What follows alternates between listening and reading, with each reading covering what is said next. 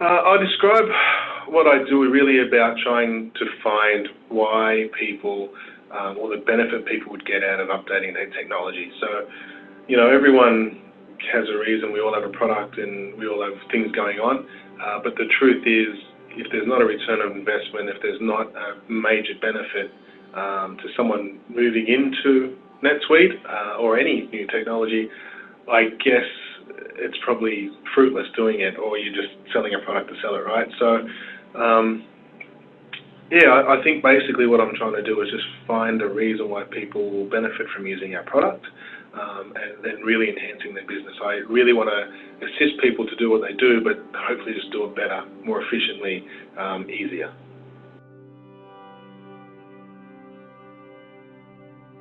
I have to admit, on a selfish level, I enjoy just finding out about people's businesses. It's so interesting talking to different people about what they do and, the way they run their business. And even to businesses that are selling similar products, they can have their own way of doing something and their own unique way of doing it. And that's the culture of any business. And so understanding, how businesses are doing what they do and then relating that back to a software. We're not going in there and saying, you know what, you just have to do it, the J-Curve Solutions way.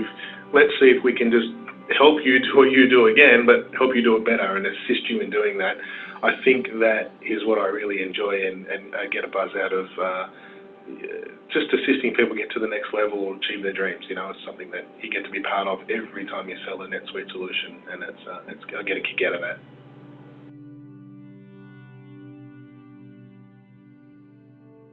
Well, it's definitely not as much time face-to-face. People are sort of closing their businesses down to vendors coming in. So a lot more of it is done on platforms like what I'm doing now on Zoom, right? So a lot of this now is done via Zoom. So really the only change is the way that we meet. A lot of the time, though, we would meet via Zoom anyway, because if they're in the middle of Australia and, I'm in Sydney, then it's, you're just talking at this stage, right? It's a conversation. So, but I guess now a lot of the things that we're doing is over Zoom. It's really impacted that sort of face-to-face opportunities that you have with businesses and so forth. So, other than that, it's just another business challenge. I don't think people can be prepared for this. But if we were prepared for every single business challenge that was, in a market or around, then you probably wouldn't need technology, right? Because we just all know what's going to happen next. So it really does give you more reason to talk to people and shows more ways that we can assist people. And like I was reading a post today, talking about the top 4 apps that we use, and NetSuite, Spotify were some of the ones that people were talking about. So it's really, really interesting. People working from home, people doing these types of meetings online. So really the only difference has been from what I do is that instead of actually going to see people, I'm doing it more from an office. Unforeseen circumstances are exactly that. They're unforeseen. Technology is great in making sure that we can stay connected, that we can stay connected with our business. You can work anywhere, anytime, on any device. For instance, if you're using the product that we sell, NetSuite, like my wife, for instance, got to set up a whole bunch of things. She's got to work through VPNs, and it's all clunky and it's slow, and it just makes that whole work experience bad. But as you and I can see, it doesn't matter where we are, we can still work just as effectively. So I think technology is a key, but really the best thing we can do is just be there for one another during any unforeseen circumstance, because watching people fight over toilet paper rolls is just ridiculous.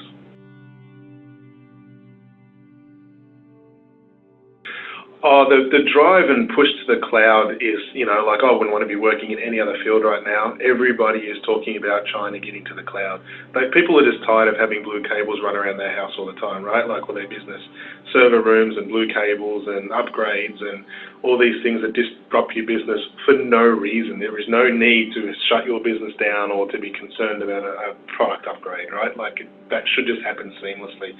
So I think customers or people are really pushing that, how do we get to a true cloud solution? How do we just focus on our business and not have to worry about our IT infrastructure, not have to worry about the tools that we're using?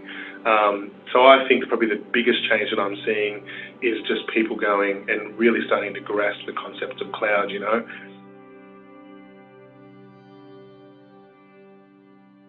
the biggest issue with the coronavirus is the isolation impact. Outside of people trying to hoard things, which, I don't think is cool, but outside of people trying to hoard things, I think the biggest impact is that social distancing people are talking about. So having control over where people are working and understanding where people are working, the ability to still see customers, the ability to,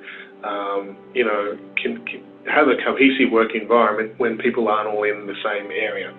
So that's probably been, when I look at the coronavirus and the effect it's had, that's probably the major business impact that I've seen, So ports are shutting down because there's too many people working in the one spot, or businesses are closing down because they don't want all these people in a restaurant, right? So what do?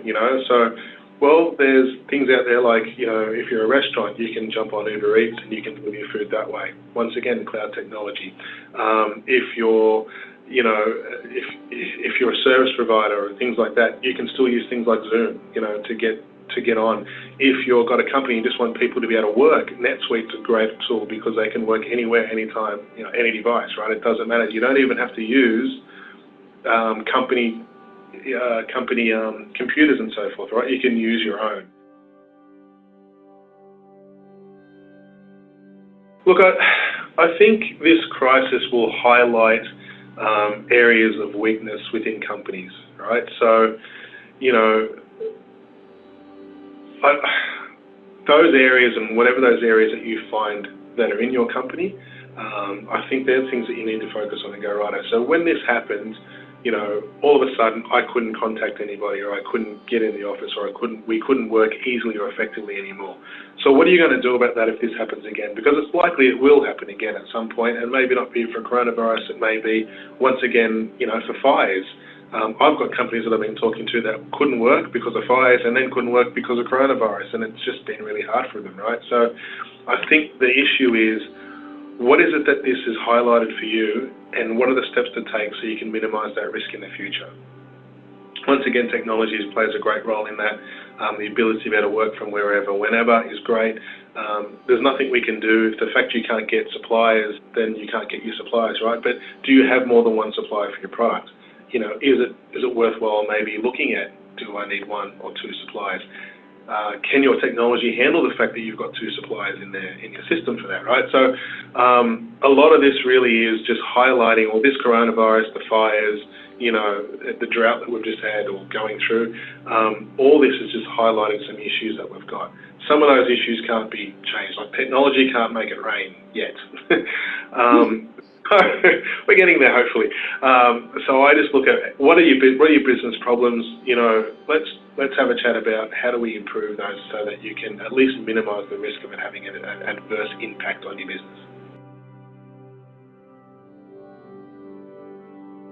Look, I think JCS Solutions has really exposed me to different types of businesses. Like we have got customers from the very small end of town.